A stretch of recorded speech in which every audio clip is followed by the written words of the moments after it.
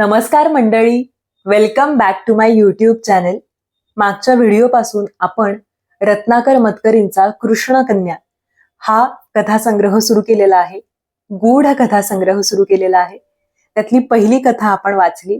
आज आपण ऐकणार आहोत दुसरी कथा. कथेचं नाव आहे हुलकावणे.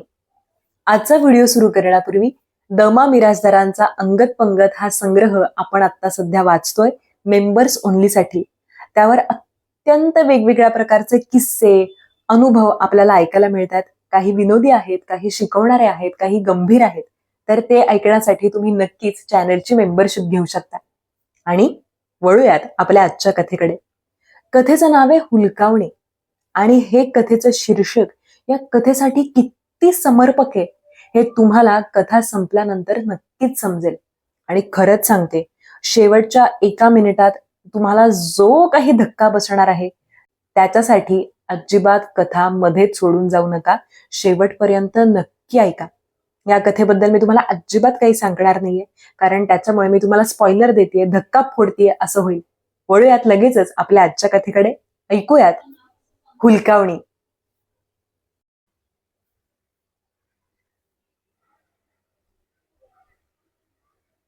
जयवंत ऑफिसातून घरी परतत होता. आपली इंडिका तो स्वतःच चालवत होता. साधारण 7चा सुमार. रस्त्यावर दिवे लागणी झालेली, वाहनांची मैलभर लांबीची रांग. सर्वांनाच घरी जाण्याची घाई असूनही फारशी वेगानं न हलणारी. जयवंत अजून 40शी न गाठलेला, इन्शुरन्स कंपनीतला स्मार्ट एक्झिक्युटिव्ह. मध्ये एक फ्लायओव्हर येऊन गेला. निम्म्याच्या वर गाड्या त्यावरून गेल्या, त्यामुळे ट्रॅफिक थोडा सैलावला. जयवंतने एक सुस्कारा सोडला आणि गाडीतला रेडिओ मंद आवाजात लावला. बँड बँडेटचं एक पॉप सॉन्ग सुरू झालं. Miss I miss you miss you. Jaywant गाण्याबरोबर हलकी शीळ घालू लागला आणि याच वेळी त्याच्या छातीत एक बारीकशी कळ आली. बारीकशी, टाचणी टोचावी तितपतच. जयवंतने ती कळ ओळखली. सुमारे 30 वर्षांपूर्वी ही अशी कळ त्याच्या छातीत आली होती. बारीकशी, टाचणी टोचावी तशी. जयवंतने डावा सिग्नल दिला आणि हळूहळू गाडी डावीकडे काढली. कडेला लावली. टेल लाईट्स चालू झाले. अचानक समोरून एक ट्रक धडाक्यात आला. त्याच वेळी जयवंतच्या शेजारून एक स्कॉर्पिओ वेगात गेली. धाड! एक कानठळा बसवणारा आवाज. काळोख. त्यात 4-5 जणांच्या बोलण्याचे आवाज. टॉर्चच्या प्रकाशात त्यांच्या हालचाली चालू. स्कॉर्पिओचा दरवाजा उघडण्याची खटपट. अखेरीस तो उघडतो. 2घे जण ड्रायव्हरचा मृतदेह स्ट्रेचरवर घालतात. स्कॉर्पिओमध्ये ड्रायव्हर शिवाय आणखी कोणीच नाही. दोघांचा संवाद जयवंतच्या कानावर पडतो. पोलीस असावेत. ते गाडीचा नंबर, अपघाताची वेळ लिहून घेतात. जयवंत तो संवाद ऐकून घेतो. लक्षात ठेवण्याचा प्रयत्न करतो. अचानक पुन्हा वाहतूक पहिल्यासारखी सुरू झाली. रस्ता दिव्यांनी उजळला होता. वाहने एकामागून एक शांतपणे चालली होती. जयवंतने खिशातून छोटी डायरी काढली. त्यात लिहून ठेवलं, स्कॉर्पिओ, रंग लाल, नंबर, अपघाताची तारीख. आता त्याला बरं वाटू लागलं होतं. रेडिओवर मिस आय मिस यू चालू झालं होतं. ते संपलं. जयवंतने एक सिगरेट पेटवली, 4 झुरके मारले आणि बाहेर फेकून दिली. मग त्याने संथपणे इंडिका सुरू केली. थोड्याच वेळात ती गाड्यांच्या प्रवाहात मिसळून गेली. 30 वर्षांपूर्वीची गोष्ट. 8 वर्षांचा जयवंत शाळेतून परतत होता. एकटाच. भूक लागली होती. कधी एकदा घरी पोहोचन असं झालं होतं. आणि एकदम त्याच्या छातीत एक बारीकशी कळ आली. टाचणी टोचावी तितपतच. आपण कुठे आहोत ते कळेनासं झालं. क्षणभरात तो आमराईतल्या विहिरीशी पोहोचलेला. त्याचे वडील आंघोळीचा पंचा लावून विहिरीशी आलेले. नेहमीप्रमाणे ते विहिरीत सूर मारतात आणि एकदम विहिरीचं पाणी लाल होऊ लागतं. जयवंत किंचाळतो, आप्पा! जयवंत भानावर आला. मध्ये थांबलेली पाखरांची किलबिल परत सुरू झाली. जयवंतलाही आता बरं वाटू लागलं होतं. तो घराच्या वाटेनं चालू लागला. घरी पोहोचला आणि कोपऱ्यात दप्तर टाकून हातपाय धुवायला मोरीशी गेला तेव्हा समोरच आप्पा चहा पीत बसलेले दिसले. हातपाय धुताना त्याच्या मनात एकच विचार येत होता, जे दिसलं ते आप्पांना सांगावं का? पण छे, सांगून उपयोग काय? आप्पा हसतील आणि म्हणतील, वेडाच आहेस, काहीतरी भास होता तुला. अभ्यासात जरा लक्ष देत जा, म्हणजे डोकं इकडे तिकडे भरकटणार नाही. आणि आई म्हणेल, अंगारा लाव देव्हाऱ्यातला, म्हणजे असलं काही वाईट साईड डोक्यात येणार नाही. म्हणून जयवंत काही बोललाच नाही. खेळायला म्हणून गेला तो पारावरच बसून राहिला. मग हा क्षणभर जे दिसलं त्यानं तो हादरलाच होता. पण त्याहून अधिक भयंकर असा एक विचार त्याच्या मनात येत होता, हे असं खरंच घडलं तर आपल्याला हे टाळता येईल का? आप्पांना सांगावं का की उद्यापासून आंघोळ करायला विहिरीवर जाऊ नका? गेलात तर विहिरीत सूर मारू नका. कदाचित तिथल्या दगडधोंड्याला तुमचं डोकं आपटेल आणि तुम्ही यावर आप्पा नक्कीच हसून म्हणतील, अरे मी काय आज पहिल्यांदा सूर मारतोय? गेली कित्येक वर्ष रोजच मी विहिरीत सूर मारून नंतर आंघोळ करीत नाही का? पट्टीचा पोहणारा म्हणून सगळा गाव ओळखतो मला. जेवताना देखील जयवंत हाच विचार करीत राहिला. आईनं शेवटी विचारलंच, काय रे आज घुमाघुमाचा? रोज तर किती बडबड करीत असतोस. आप्पा देखील म्हणाले, का आज शाळेत पट्ट्या खाव्या लागल्या वाटतं? तरीही जयवंत काहीच बोलला नाही. मुकाट्याने उठून हात धुवायला गेला आणि अंथरूण घालून त्यावर पसरला. पण झोप कुठली यायला? जरा डोळा लागला की दचकून जाग यायची. आप्पांचं काही बरं वाईट होणार असेल तर आपण ते थांबवायला नको का? आपल्याला हा अंदेशा मिळाला तो कशासाठी? आपण काहीतरी हालचाल करायला हवी म्हणूनच ना. या विचाराने तो उठून बसला. बसल्या बसल्या पुन्हा तेच सगळं मनात घोळवत राहिला. मग उठला आणि आप्पांच्या खोलीशी गेला. पण कडी वाजवून आप्पांना उठवण्याचा आणि झोपमोड केल्याबद्दल कानफटात खाण्याचा धीर त्याला झाला नाही. तो मुकाट्यानं परतला आणि अंथरुणात अंग टाकून झोपी जाण्याच्या प्रयत्नाला लागला. सकाळी त्याला जाग आली ती अंगावर पडलेल्या उन्हानं. घाईघाईनं तो उठला.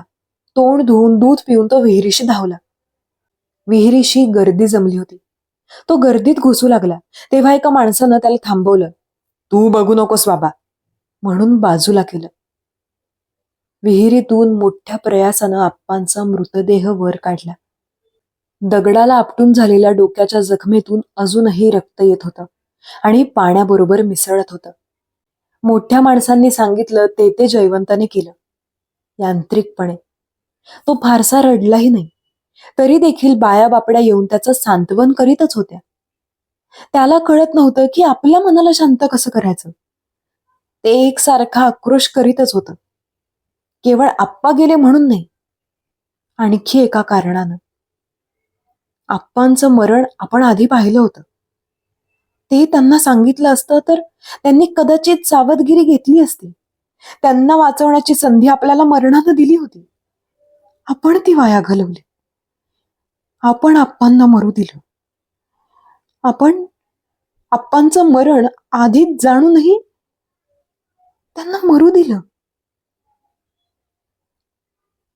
गेल्या 30 वर्षांत जयवंतच्या मनात हा विचार अनेकदा आला म्हणण्यापेक्षा तो त्याच्या जाणीवेतच खोल रुतून बसला होता. आणि आता इतक्या वर्षांनी ती संधी परत चालून आली होती. त्या स्कॉर्पिओच्या मालकाला वाचवण्याची, त्याला सावध करण्याची, आपल्याला दिसलेला अपघात प्रत्यक्षात येऊ न देण्याची, आयुष्यात एकदा झालेली चूक सुधारण्याची. जयवंतने गाडी तशीच आरटीओच्या ऑफिसमध्ये नेली.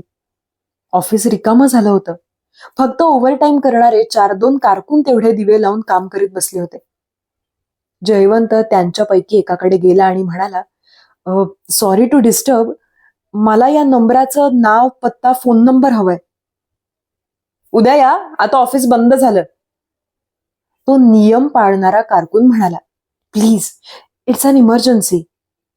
जयवंतने विनवलं, मला ताबडतोब कळायला हवी ही इन्फॉर्मेशन. कुठून आलात तुम्ही? कारकुनानं विचारलं. घाबरायचं कारण नाही, मी खास कोणी नाही, पण इन्शुरन्स मध्ये अधिकारी आहे. कामासाठीच हवी आहे ही माहिती. डोंट वरी, तुम्ही अडचणीत येणार नाही. खिशातून 100ची नोट काढून ती जयवंतने त्याच्या पुढे धरली. इकडे तिकडे पाहत कारकुनाने ती घेतली आणि शर्टच्या वरच्या खिशात टाकली. 15 मिनिटांत नाव, पत्ता, मोबाईल नंबर इत्यादी लिहून घेऊन जयवंत गाडीत बसला. आपल्याला सांगायचंय ते फोनवर बोलण्यापेक्षा प्रत्यक्षात सांगितलेलं बरं या हिशेबाने. पत्ता वांद्र्याच्या एका जुन्या बंगल्याचा होता. दारात वॉचमन नव्हता, गाडीही नव्हती. पहिल्या मजल्यावर जाऊन त्याने बेल वाजवली. आतून कुत्रा भुंकल्याचा आणि एका स्त्रीने त्याला गप्प केलं त्याचा असे आवाज ऐकू आले. मग दार उघडलं. संपत साहेब आले नाहीत अजून. ती स्त्री, बहुधा मिसेस संपत, म्हणाली. ठीक आहे, मी खाली थांबतो. जयवंत म्हणाला. इथे बसा ना, ते येतीलच आता. नको, खालीच बरं, तो म्हणाला. तिला ते थोडं विक्षिप्तपणाचं वाटलं, पण तिने अधिक आग्रह केला नाही. तो खाली जाऊन थांबला. 10-15 मिनिटांतच एक लाल स्कॉर्पिओ फाटकातून आत शिरली. मिस्टर संपतच गाडी चालवत होते. तोच रंग, तोच नंबर. आपण बरोबर ठिकाणी आलो आहोत याची जयवंताला खात्री पटली.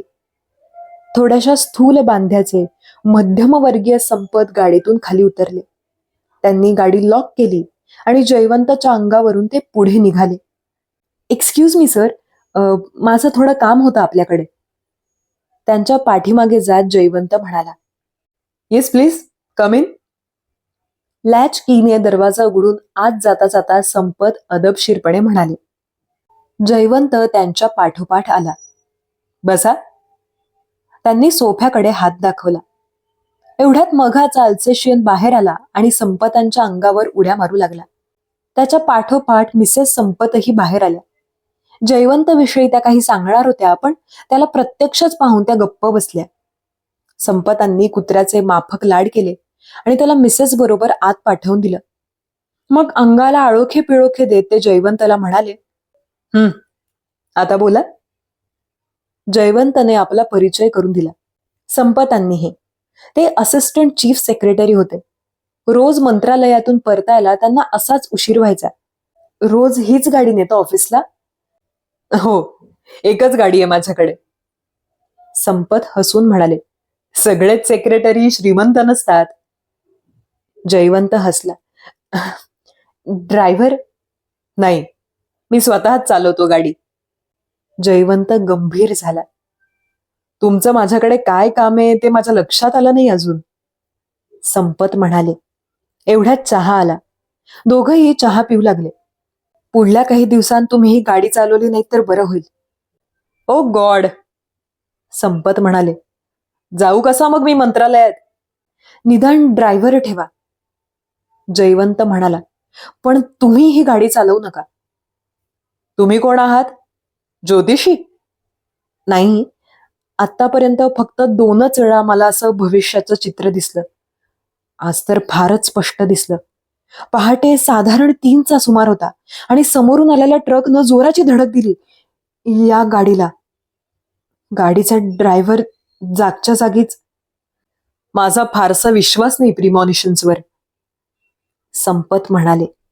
पण आपल्याला त्यातला काहीच अनुभव नसतो, मग अविश्वास तरी कसा दाखवायचा? एनिवे, तुम्ही त्या अनुभवानंतर धावपळ करून आरटीओ कडून माझी माहिती मिळवून मुद्दाम इथपर्यंत आलात. तुमचा काहीही फायदा नसताना. त्या अर्थी मला तुमच्या हेतूचा मान राखलाच पाहिजे. I must respect your intention. पण मला हे सांगा, तुम्हाला अपघात झालेला दिसला तो रात्री 3च्या सुमाराला, होय ना? हो, पोलिसांच्या आपसातल्या बोलण्यावरून मला वेळ कळली. मग तर हे सगळं अशक्यच आहे, कारण मी अशा अपरात्री कुठं जाणार? 8:30-9 पर्यंत मी परत येतो. त्यानंतर सकाळी 9 पर्यंत गाडी इथंच असते. संपत म्हणाले. माझा अंदेशा खोटा ठरला तर मला आनंद आहे. निघायच्या तयारीत उठून जयवंत म्हणाला. पण काळजी घ्या, मी गप्प राहिल्यानं माझ्या वडिलांचं मरण ओढवलं म्हणून मी. आपला फोन नंबर देऊन जयवंतने संपतांची रजा घेतली. सकाळी उठल्यावर रोजच्या प्रमाणे जयवंतने दूरदर्शनवरच्या बातम्या लावल्या. पहिल्या 2 बातम्यांनंतर तिसरी बातमी होती. पुण्याच्या वाटेवर एका माल ट्रकने एका स्कॉर्पिओला जोराची धडक दिली. हा प्रकार पहाटे 3च्या सुमारास घडला. माल ट्रकचा ड्रायव्हर फरारी आहे, तर स्कॉर्पिओ चालवणारा जागच्या जागी ठार झालाय. सोबत अपघाताची दृश्य होती. ती पाहता पाहता जयवंतच्या डोळ्यांसमोर अंधारी आली. हे असं का झालं? कसं झालं? मी सावधगिरीची सूचना दिली असताना. आणखी 15च मिनिटांनी दारावरची बेल वाजली. जयवंतने दार उघडलं. दारात पोलीस इन्स्पेक्टर उभे होते. त्यांच्यासोबत 2 हवालदार. गुड मॉर्निंग, बसा. जयवंत डोकं शांत ठेवण्याचा प्रयत्न करीत म्हणाला. इन्स्पेक्टर बसले. हवालदार दारातच उभे राहिले. काय काय झालं? जयवंतने भीत विचारलं. काल संध्याकाळी तुम्ही आरटीओ मधून एका गाडीची माहिती काढली? हो. का? तुमचा हेतू काय होता त्यामागे? इन्स्पेक्टरांनी विचारलं. माझा हेतू चांगला होता, त्या गाडीच्या मालकाला वाचवण्याचा. म्हणजे ट्रक त्या गाडीला धडक देणार हे तुम्हाला आधी ठाऊक होतं? त्या कटात तुमचा हात होता? कसला कट? स्कॉर्पिओच्या मालकाला ट्रकची धडक देऊन मारण्याचा? तुम्ही त्या कटात सामील होता. आयत्या वेळी तुमचा त्या मंडळींशी बेबनाव झाला म्हणून तुम्ही मिस्टर संपतना या कटाची माहिती दिलीत. आणि तरीही मिस्टर संपत त्या गाडीतून गेले? जयवंतने जणू काही इन्स्पेक्टरांच्या हकीकतीशी सहमत शंका विचारली. असं दिसतंय, इन्स्पेक्टर म्हणाले. आम्हाला भाग आहे चौकशीसाठी तुम्हाला ताब्यात घेणं. ठीक आहे, जयवंत म्हणाला. पण त्याआधी तुम्ही माझी बाजू ऐकून घ्याल की नाही? सांगा, इन्स्पेक्टर म्हणाले. ती पटण्यासारखी असेल तरच आम्ही तिचा विचार करू. नाही, ती पटण्यासारखी मुळीच नाहीये, जयवंत म्हणाला. तरीही तुम्हाला तिचा विचार करावाच लागेल, कारण तीच खरी आहे. खरं खोटं आम्ही ठरवू. आता इन्स्पेक्टरांचा स्वर थोडा चढा लागला. तुम्ही सांगा काय सांगायचं ते. जयवंतने आपली हकीकत सांगितली. तिच्यावर अर्थातच इन्स्पेक्टरांचा विश्वास बसला नाही. काय पागल बनवताय साहेब आम्हाला? ते म्हणाले. थापच मारायची तर ती पटण्यासारखी मारायला हवी. थोडा विचार करून ठेवायला हवा होता तुम्ही आधी. जयवंत इन्स्पेक्टरला समजू शकत होता. त्याची हकीकत खरोखरीच विश्वास ठेवायला कठीण होती. ती खरी आहे हे फक्त संपतनाच माहीत होतं, आणि ते तर आता या जगात नव्हते. कदाचित ते याविषयी मिसेसकडे बोलले असतील. पण तसं असतं तर त्यांनी संपतना त्या गाडीने अपरात्री बाहेर पडू दिलं असतं का?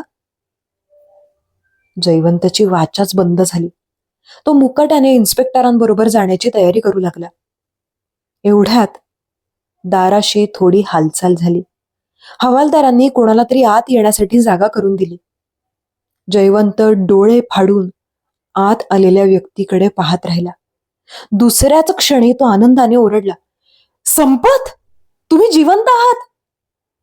हो, संपत म्हणाले. 6:30 वाजता गाडी पुसणाऱ्या मुलांना सांगितलं की गाडी जागेवर नाही. मी पोलीस स्टेशनवर जाऊन गाडी चोरीला गेल्याचा रिपोर्ट दिला. पण त्यांनी मला जी माहिती दिली ती भयंकरच होती. सर्व चॅनेल्सवर येते म्हणाली ही बातमी. पोलीस स्टेशनवर वर्तमानपत्रांचे रिपोर्ट्स जमले होते. पोलीस तुमच्याकडे गेलेत हे कळल्यामुळे मी धावत आलो. एकूण जयवंतने पाहिलेला प्रकार प्रत्यक्षात आला होता. मात्र गाडी चालविणारे स्वतः संपत नव्हते. तो त्यांची गाडी चोरून नेणारा चोर होता. मरणाला त्या दोघांमध्ये काय फरक होता? फरक आहे मला, कारण मी वाचवायला गेलो होतो संपतना. जयवंतच्या डोक्यात चक्रे चालू झाली. असं झालं नव्हतं की संपतांनी सावधगिरीची सूचना मानून ती गाडी बाहेरच काढली नाही आणि त्यामुळे मला दिसलेलं दृश्य खोटं ठरलंच नाही.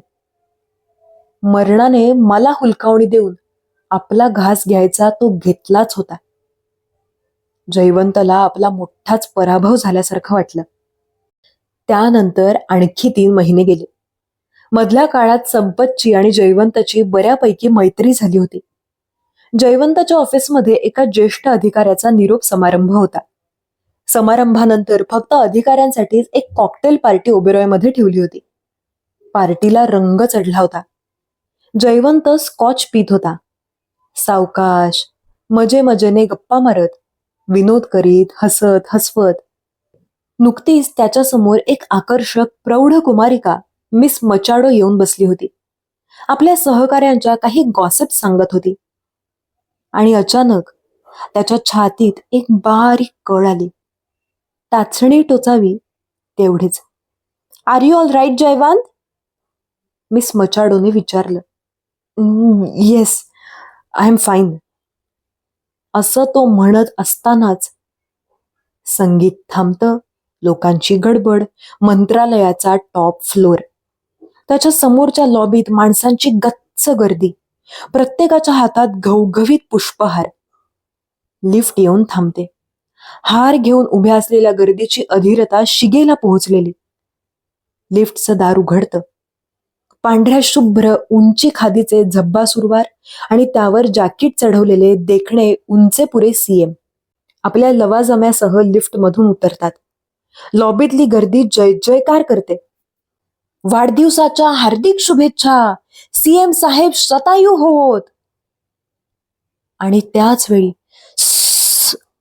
असं रिव्हॉल्वर मधून सुटलेल्या गोळ्यांचे आवाज.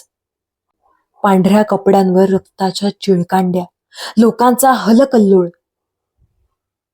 पुन्हा संगीत ओबेरॉयच्या कॉकटेल लाउंज मधलं. जयवंतच्या लक्षात आलं की मिस मचाडो आपली चौकशी करते. त्याने तिला हसून सांगितलं, sure, I am fine, maybe a little drunk, nothing to worry. Okay, take care, good night. असं म्हणून मिस मचाडो घाईघाईने निघून गेली. दुसऱ्या कुणाला, जयवंतहून अधिक शुद्धीत असलेल्या माणसाला पकडून गॉसिप सांगू लागली. जयवंतने संपतला फोन लावला. जयवंत बोलतोय, अतिशय महत्वाचं बोलायचंय. आपण मध्ये कुठे भेटू शकू? मी ओबेरॉयला आहे. शेवटी वरळीच्या चक्रमध्ये भेटायचं ठरलं. आणखी बरोबर अर्ध्या तासाने. जयवंतने अतिशय अस्वस्थपणे सिगरेट पेटवली आणि तो पार्टी तशीच सोडून दारात येऊन उभा राहिला. गाडी घेऊन व्हॅले येईपर्यंत सुद्धा धीर धरणं त्याला कठीण गेलं. चक्र समोर त्याची गाडी आली तेव्हाच संपत आपल्या नवीन पजेरो मधून उतरत होते. दोघं एकत्रच आत गेले. एका बाजूच्या अगदी निर्मनुष्य कोपऱ्यात जाऊन बसले. लार्ज विस्की ऑन रॉक्सची ऑर्डर घेऊन दोघं बोलू लागले. सीएमचा वाढदिवस कधी आहे? जयवंतने विचारलं. उद्या. उद्याच आहे? जयवंतने काळजीत पडून विचारलं. का? तुम्हाला काय दिसलं आता? गेल्या वेळी दिसलं होतं तेच, मरण. सीएम? लिफ्ट जवळ खूप गर्दी होईल लोकांची आणि खूप लोकांच्या हातात जाडेजोडे पुष्पहार असतील. सीएमच्या गळ्यात हार घालण्यासाठी लोक जवळजवळ धक्काबुक्की करतील. त्यातच कोणीतरी, मला रिव्हॉल्वर मधून गोळ्या सुटल्याचे आवाज ऐकू आले. विस्की ऑन रॉक्सचे सिप्स घेता घेता संपतने सुरक्षा अधिकाऱ्यांना भराभर फोन लावले. उद्याचा सगळा बंदोबस्त चोख ठेवलाय असं त्यांच्यापैकी प्रत्येकाने सांगितलं. आत येणाऱ्या प्रत्येकाचे पास बघितले जातील, प्रत्येकाची मेटल डिटेक्टर टेस्ट होईल असं सांगण्यात आलं. पण वाढदिवस असला म्हणून सीएम साहेबांना इतक्या मोठ्या गर्दीनं गराडा घालायची गरज आहे का? संपतने थोडं चिडूनच विचारलं. सगळे हितचिंतकच आहेत साहेब. पलीकडून उत्तर आलं. आम्ही नाही नाही म्हणू शकत कोणाला, नोकरी जाईल. एक एक जण पक्षातली बडी धेंड आहेत. शिवाय उद्योगपती, बिल्डर्स, तडीपार असलेले दादा लोक पण येणार आहेत एक नंबरचे. नाही कसं म्हणणार? पुष्पहार. जयवंतने मध्येच आठवण दिली. हार तपासा प्रत्येकाच्या हातातले. हार? त्यात काय तपासायचं? आणि पुडीत बॉक्सात असले मग? ते बाहेर काढून चेक करा. साहेब, काही विशेष खबर आहे का? पलीकडून प्रश्न आला. का? खबर असली तरच सुरक्षेची काळजी घ्यायची असते का? अहो, गर्दी आहे तिथं धोका आहेच. आणि सीएमचा वाढदिवस म्हणजे गर्दी जमा होणार असं तुम्हीच म्हणताय. Don't worry sir, we will follow your instructions. संपतनी फोन खाली ठेवला. जयवंतला म्हटलं, झालं तुमचं समाधान? समाधान? मृत्यू टळेल तेव्हाच होईल. मंत्रालय माणसांनी फुलून गेलं होतं. पास शिवाय कुणालाच वर जाता येत नव्हतं. पास होल्डर्सना देखील मेटल डिटेक्टरच्या चौकटीतून जाणं भाग पडत होतं.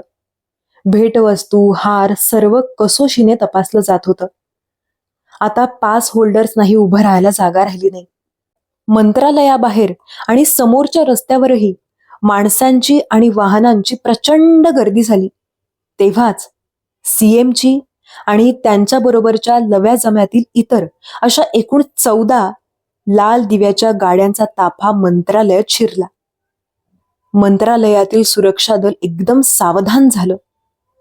संपत आपल्या दालनातून बाहेर पडून लॉबीत येऊन उभे राहिले. गर्दी स्वागताच्या तयारीत सज्ज होती. लिफ्ट थांबली. 2 सुरक्षा सैनिक पटकन बाहेर पडून दोन्ही बाजूंना उभे राहिले. सीएम साहेब लिफ्टच्या बाहेर आले. पांढरा शुभ्र पोशाख, वर जाकीट. बाहेरच्या गर्दीने जय जयकार केला. सीएम साहेब शतायू होत, सीएम साहेब चिरायू होत. सीएमना हार घालण्यासाठी लावलेली रांग मोडून सगळे एकदम पुढे घुसले. एकच गोंधळ उडला. त्या गर्दीतच करीत रिव्हॉल्व्हर मधून गोळ्या सुटल्या. सीएमच्या पांढऱ्या शुभ्र कपड्यांवर रक्ताच्या चिळकांड्या उडाल्या आणि मध्येच पुढे झालेला त्यांचा एक सामान्य हितचिंतक एक किंकाळी फोडून खाली कोसळला. त्याच्या भोवती रक्ताचे थारोळे जमू लागले. लगोलग सुरक्षा रक्षकांनी सीएमच्या भोवती कडं केलं. फक्त 2 रक्षक आणि 2 कॉन्स्टेबल्स रिव्हॉल्व्हरचे बार जिथून झाले तिथे गर्दीत घुसले. तिथे एकच पळापळ चालली होती. रक्षक आणि कॉन्स्टेबल्स यांनी लोकांना अडवण्याचा प्रयत्न केला. काही जणांना ते थांबवू शकले. त्यांची तपासणीही केली. पण कोणाकडेही रिव्हॉल्व्हर सापडलं नाही. ते लॉबी रिकामी झाल्यानंतर जमिनीवर पडलेलं सापडलं. ॲम्ब्युलन्स हजर झाली. लिफ्टमधून स्ट्रेचर आलं. सामान्य हितचिंतकाला स्ट्रेचरवर ठेवण्यात आलं. स्ट्रेचर पुन्हा लिफ्टमध्ये गेलं. परंतु लिफ्ट खाली पोहोचण्याआधीच तो हितचिंतक गतप्राण झाला होता. टीव्हीच्या सगळ्या चॅनेल्सवरही पुन्हा पुन्हा ही बातमी दाखवली जात होती. मुख्यमंत्र्यांवर जीवघेणा हल्ला.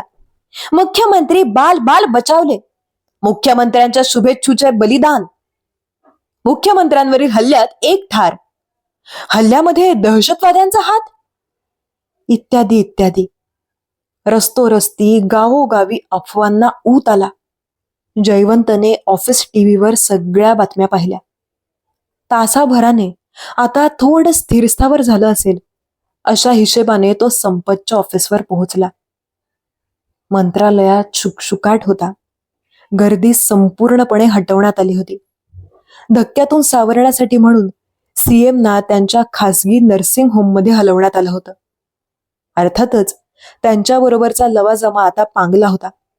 सर्व व्हिजिटर्सना बाहेर काढण्यात आलं होतं आणि प्रचंड प्रमाणावर पोलीस बंदोबस्त ठेवण्यात आला होता. मंत्रालयाचा आवार तर पोलिसांनीच भरून गेलं होतं. जयवंतने संपतना मंत्रालयाच्या बाहेरून फोन केला आणि विचारलं, भेटायला येऊ शकतो का? संपतांनी वरून खालच्या रिसेप्शन काउंटरवर फोन केला. त्यांनी याला विचार, त्याची परवानगी काढ असं बरंच काही केलं. अखेरीस 15 मिनिटं खाली थांबल्यावर जयवंतला वर संपतांकडे जाता आलं. त्याच्या मनात आलं की आपल्याकडे आपत्ती येऊन गेल्यानंतर जो बंदोबस्त केला जातो त्याच्या पावपटीने जरी आधी केला गेला तर किती आपत्ती टळतील. आता वर्दळ नसल्यामुळे संपत निवांतपणे बोलू शकत होते. जयवंतालाही खूप बोलावंसं वाटत होतं, पण काय बोलावं हे सुचत नसल्यामुळे दोघंही काही काळ गप्पच बसून राहिले. मग संपत म्हणाले, बरं झालं सीएम साहेब वाचले. ते तर चांगलंच झालं, पण त्यांच्या जागी दुसरं कोणी मरायला नको होतं. जयवंत म्हणाला, तो आयत्या वेळी मध्ये आला नसता तर सीएमना नक्कीच गोळ्या लागल्या असत्या. अगदी क्लोज रेंजवरून मारल्या गेल्या होत्या त्या. संपत म्हणाले, पण मारणाऱ्याच्या हातात रिव्हॉल्व्हर आलं कुठून? मेटल डिटेक्शन मध्ये ते सापडलं नाही. कसं सापडणार? ते आदल्या दिवशी संध्याकाळीच ठेवलं गेलं होतं. लिफ्टच्या शेजारीच भिंतीमध्ये एक खोबण तयार करून आणि नंतर साध्या पुठ्ठ्यानं ती खोबण झाकून ठेवून. प्रत्यक्षात ते गर्दीचा फायदा घेऊन सहजच काढलं गेलं आणि घवघवीत हाराखाली लपवलं गेलं. हार घालायला हात उचलतानाच ते झाडलं गेलं आणि नंतरच्या पळापळीत खाली टाकलं गेलं. मला कोणी मरायला नको होतं. माझा प्रयत्न होता तो एका माणसाला वाचवण्याचा, त्याच्या बदल्यात दुसऱ्या कुणाला मरू देण्याचा नाही. सीएम आपल्यासाठी मोठेच आहेत, पण त्या सामान्य माणसाचेही प्राण महत्वाचेच होते ना, राईट? म्हणून तर मरणानं ते ताब्यात घेतलं.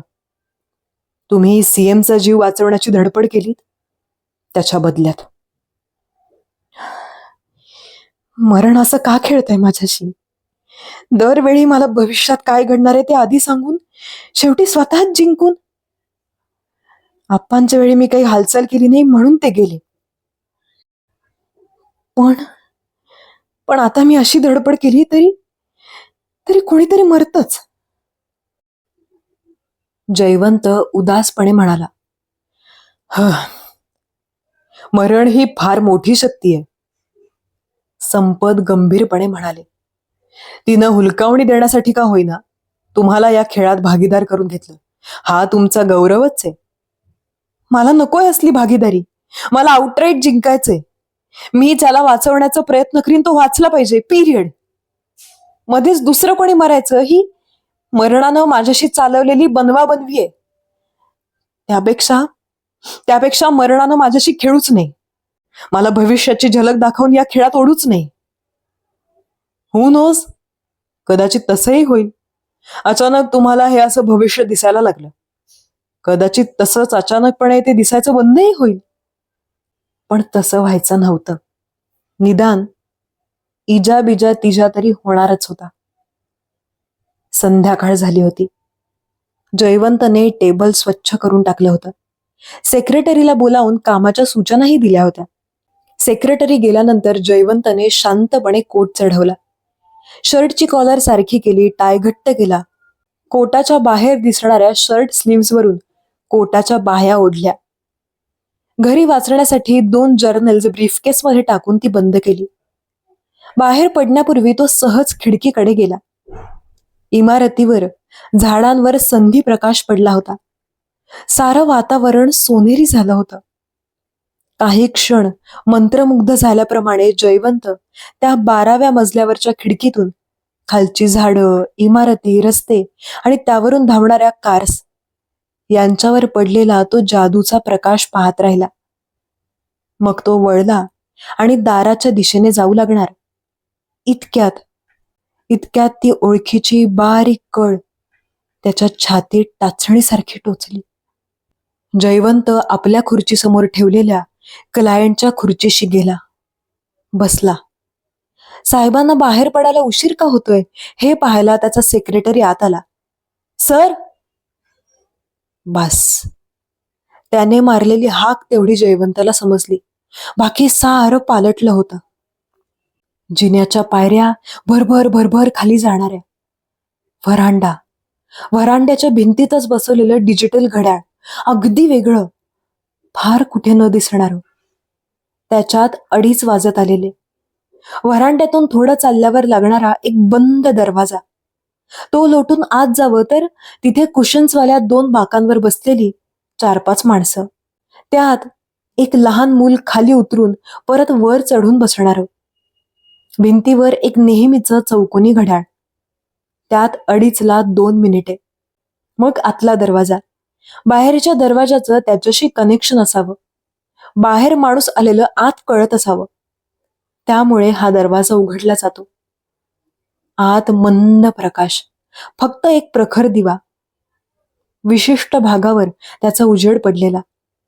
एक पाठमोरा माणूस खाली वाकलेला. त्याच्या अंगात पांढरा ढगळ हाऊसकोट, हातात पांढरे रबरी मोजे. तो खाली वाकून समोर खुर्चीत बसलेल्या माणसाला काहीतरी करतोय. याने झाकल्यामुळे खुर्चीतला माणूस नीट दिसत नाही. अचानक तो ढगळ हाऊसकोटवाला ताठ उभा राहतो आणि म्हणतो, ओ माय गॉड. पुन्हा सेक्रेटरीचा आवाज ऐकू आला, सर. बरं वाटत नाहीये का? काही नाही, बरं वाटतंय, जयवंत म्हणाला. तरीही सेक्रेटरीने कोपऱ्यातल्या काचेच्या भांड्यातला फिल्टर वॉटरचा ग्लास भरून पुढे केला. जयवंताने तो घेतला आणि तो घोटभर पाणी प्याला. सर, मी येऊ का घरापर्यंत तुमच्या बरोबर? नको रे, मला काही झालेलं नाही. It's such a beautiful evening. बघ बघ, बाहेर कसा मॅजिक लाईट पडलाय. या प्रकाशात गाडी चालवायला मजा येणार आहे. साहेब नॉर्मल झालेत हे ओळखून गुड नाईट करून सेक्रेटरी बाहेर गेला. जयवंत ही ब्रीफकेस घेऊन लिफ्टशी गेला आणि रांगेत उभा राहिला. पण आता त्याच्या मनात एक नवं वादळ घुंगावू लागलं होतं. ही अलीकडच्या दिवसातली तिसरी वेळ. कुणीतरी मरणार आहे, त्याला सावध करायचं, मरू द्यायचं नाही. पण त्याच्या जागी कोणीतरी मरणारच. मग कशासाठी करायची ही धावपळ? आप्पांसाठी? त्यांच्या बाबतीत करायचं शिल्लक राहिलेलं कर्तव्य पुरं करण्यासाठी? की मरणाने आपल्याला त्याच्या खेळात एकदा भिडू निवडल्यानंतर खेळत राहण्याखेरीज दुसरा इलाज नाही म्हणून? ठीक आहे, या खेपेस देखील आपण या बळी जाणाऱ्या माणसाला सावध करायचं. मग त्यातून काय निष्पन्न होणार असेल ते हो. फक्त एकच प्रश्न, कोणाला सावध करायचं? त्या पाठमोऱ्या माणसाची ओळख काय? आतापर्यंत त्याच्या डोळ्यांसमोर भविष्यातला तो देखावा उलगडत गेल्यानंतर दुसऱ्याच दिवशी मरणाने छापा घातलेला असायचा. म्हणजे याही वेळी रात्री नव्हे, कारण सगळीकडे उजेडच उजेड होता. उद्या दुपारी 2:30 वाजता हा पाठमोरा पांढरा डगलावाला माणूस मरणार होता. कदाचित त्याच्यासमोर बसलेला आणि त्याच्यामुळे झाकला गेलेला तो माणूस त्याला मारणार होता. कदाचित त्याला स्वतःलाच अचानक काहीतरी हो, किंवा तो पाठमोरा असतानाच कोणीतरी त्याच्या पाठीवर वार करून, गोळ्या झाडून. एनिवे, तो मरणार होता हे उघड होतं. त्याच्या मरणाची वेळ उद्या दुपारी 2:30ची होती हेही जवळजवळ ठरल्यासारखं होतं. त्याला सावध करण्याची गरज होती हेही आता पक्क झालं होतं. प्रश्न एवढाच होता की त्याला म्हणजे कोणाला? रात्रभर जयवंत हा विचार करीत राहिला. त्याला अजिबात झोप आली नाही. पहाटे पहाटे तो या विचारापर्यंत आला की जर आपल्याला तो माणूस माहीतच नाही तर आपण त्याला कुठल्या पत्त्यावर जाऊन वाचवणार? आपल्याला या माणसाचा नाव पत्ता कळू न देण्यामागे नियतीचा असाच काही डाव असेल की आपण या भानगडीत पडूच नये. जिथे आपण जाऊच शकत नाही तिथे गेलो नाही तर आपण आपल्या कर्तव्याला चुकलो असं कसं होणार? सकाळपर्यंत त्यानं असं पक्क ठरवून टाकलं होतं की काल दिसलेला प्रकार आपण विसरून जायचा. या वेळेस मरणाच्या या खेळात आपण भिडू व्हायचंच नाही. कारण मुळातच मरणाने टाकलेला हा डाव रडीच आहे. या विचाराबरोबर त्याला कोणीतरी हलक्या आवाजात चिडवल्याप्रमाणे हसतंय असा भास झाला. हसू दे, आपली टर उडवू दे, आपण तिकडे लक्षच द्यायचं नाही. उद्या परवा वर्तमानपत्रात नाहीतरी टीव्हीवर बातमी येईल तेव्हाच कळेल काय झालं ते. तोवर आपण तिकडे लक्षच द्यायचं नाही. ढगळ हाऊसकोटवाल्या माणसाला सावध करण्याचा विचार डोक्यातून काढून टाकून जयवंतने सकाळची सारी कामं आटोपली. तयारी करून तो ऑफिसला गेला. एका पाठोपाठ एक कामं उरकत राहिला. त्याला थोडी उसंत मिळाली तेव्हा घड्याळात 2 वाजले होते. अजून त्याने लंच सुद्धा घेतला नव्हता आणि अचानक त्याला आठवलं, भिंतीत सेट केलेलं डिजिटल क्लॉक आपण कुठे पाहिलंय ते. डॉक्टर सिंघानींच्या नव्या इमारतीतल्या पुष्पक चेंबर्स मधल्या पॉश क्लिनिकच्या बाहेरच्या लॉबीत. डॉक्टर सिंघानी त्याचे डेंटिस्ट होते. आता 6 महिन्यांपूर्वीच तर त्याने त्यांच्याकडून रूट कॅनल करून घेतलं होतं. तो पाठमोरा माणूस आता त्याला लगेच ओळखता आला. डॉक्टर सिंघानी. पांढरा हाऊसकोट घालून, हातात रबरी मोजे घालून पेशंटच्या दातांवर काम करीत असलेले डॉक्टर सिंघानी. त्यांना वाचवायलाच हवं, सावध करायला हवं. जयवंतने फोन लावला. Switch off. रिसेप्शनिस्टचा फोन एंगेज्ड. आणि तिचा फोन लागून तरी काय उपयोग होता? डॉक्टर कामात आहेत, त्यांना मी नंतर फोन करायला सांगते, असंच ती म्हणणार. 2:05. आता चान्स घेण्यात अर्थ नव्हता. प्रत्यक्ष जाऊनच त्यांना सांगायला हवं. डॉक्टर सिंघानींचं पुष्पक चेंबर्स इथून कारने 10 मिनिटांवर. आता विचार करायलाही वेळ नव्हता. जयवंतच्या सुदैवाने लिफ्टला रांग नव्हती. तरीही खाली येऊन गाडी काढेपर्यंत 2:13. सुदैवाने रस्ता मोकळा मिळाला. एकच सिग्नल लागला, तोही फक्त 10 सेकंद. जयवंतचं लक्ष एकाच वेळी समोरच्या रस्त्याकडे आणि मनगटावरच्या घड्याळाकडे होतं. गाडी डॉक्टरांच्या गल्लीशी आली तेव्हा 2:20. म्हणजे फक्त 7 मिनिटांत तो येऊन पोहोचला होता. टेरिफिक. आणि समोर बोर्ड होता, नो एंट्री. जयवंतने एक शिवी हासडली आणि गाडी तिथेच सोडली. न्यायची असेल तर नेऊ देत टो करून. आता नीट पार्क करण्याइतका वेळ नाही. फक्त 9 मिनिटं बाकी आहेत. जयवंत धावत सुटला. अर्धी गल्ली पार करून तो पुष्पक चेंबर्सशी आला. 2:25. फक्त 5 मिनिटं बाकी. तो लिफ्टशी गेला. 2 लिफ्ट्सना मोठ्या रांगा होत्या. थांबण्यात अर्थ नव्हता. एनिवे, 3ऱ्या मजल्यावरच तर डॉक्टर सिंघानींचं क्लिनिक. तो जिन्याने पळत निघाला. त्याला धाप लागली होती. अंगातून घाम निथळत होता. पण तो मजल्यामागून मजले पार करीत होता. मनातल्या मनात डॉक्टरांना इन्स्ट्रक्शन्स देत होता. समोर बसलेल्या पेशंटच्या हालचालीकडे नीट लक्ष द्या डॉक्टर. त्याचे हात मोकळे असतील. त्यात एखादं शस्त्र नाही ना? छातीत दुखतंय का डॉक्टर? अस्वस्थ वाटतंय का? तुमची हार्ट अटॅक येईलचं वाटत असताना घ्यायची ती गोळी, ती तिथे खाली ठेवा. आपण आज लंच घेतला नाही. पोटात कलकलतंय. मरू दे. 3रा मजला आला. समोरच भिंतीत बसवलेलं ते डिजिटल क्लॉक. आपण बरोबर ठिकाणी आलो. दार धाडकन लोटून जयवंत आत गेला. तिथे बसलेले 4-5 पेशंट्स दचकले. एक लहान मूल खाली उतरलं होतं. ते परत वर चढून बसलं. बाहेरचं दार उघडल्यामुळे आत वर्दी गेलीच होती. असिस्टंटने दार किलकिला उघडताच जयवंत सरळ आत घुसला. मंद प्रकाश.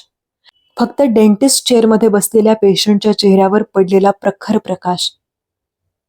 त्याच्या दातांवर काम करीत वाकलेले डॉक्टर. डॉक्टर!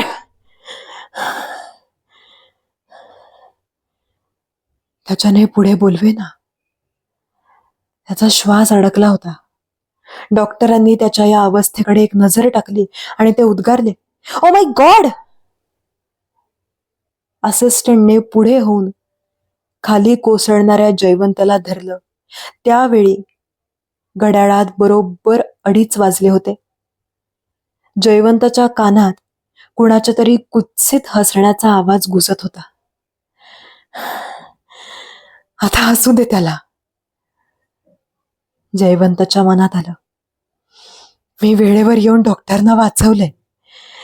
ते जिवंत आहेत. त्यांना काही सुद्धा झालेलं नाही. यावेळी मला हुलकावणी देणं मरणाला जमलेलं नाही. पण खरंच का? जिवंतपणी जयवंतच्या मनात आलेला तो शेवटचा विचार. जनप्रवाह, दिवाळी 2010.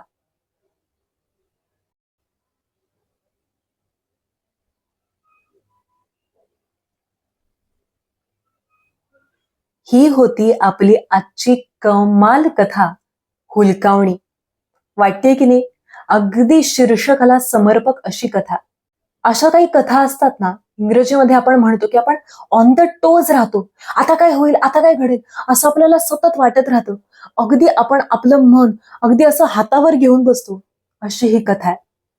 अगदी प्रामाणिकपणे सांगायचं तर कथेच्या शेवटी जयवंत बद्दलच काहीतरी होईल असं मला राहून राहून वाटत होतं.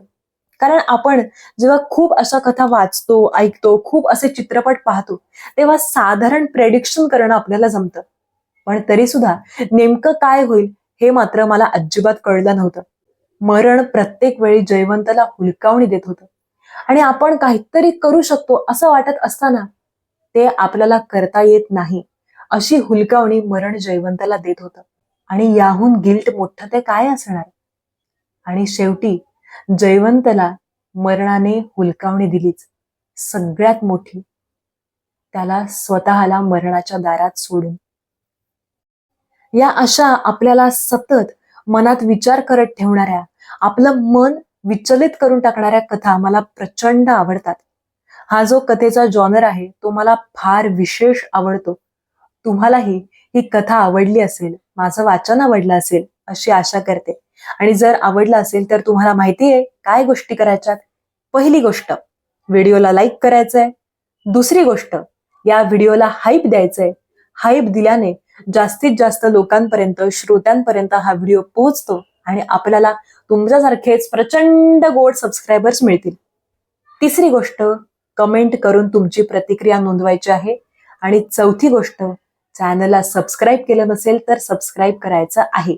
या 4 गोष्टी नक्की करा आणि आपल्या चॅनलचा कमाल मेंबर व्हा. तुम्हाला वाचन आवडलं असेल अशी माझी खात्रीच आहे. अशीच एक कमालीची गूढ कथा घेऊन भेटूयात पुढच्या व्हिडिओमध्ये. तोपर्यंत तुम्हा सगळ्यांना खूप खूप प्रेम आणि धन्यवाद. थँक्यू.